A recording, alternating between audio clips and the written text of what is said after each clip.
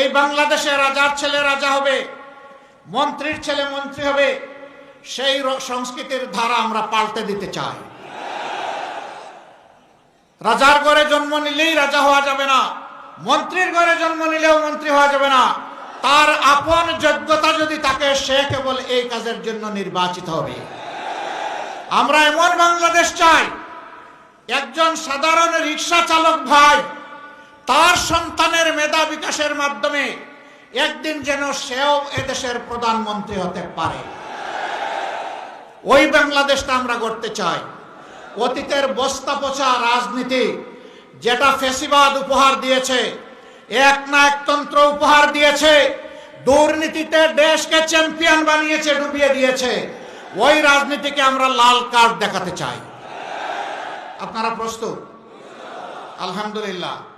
আমাদের কাছে হিন্দু, মুসলমান, বৌদ্ধ, খ্রিস্টান সবাই সমান। এই আসমানের ছাদের নিচে আর এই জমিনের বিছানার উপরে বাংলাদেশে যারা বসবাস করবে, আমরা তাদের সকলের সমান অধিকার নিশ্চিত করতে বদ্ধপরিকর। আপনারা আমাদের জন্য দোয়া করবেন। ইনশাআল্লাহ এই কাজে আমরা এগিয়ে যাব, কেউ বাধা দিয়ে আমাদেরকে আটকাতে পারবেন না।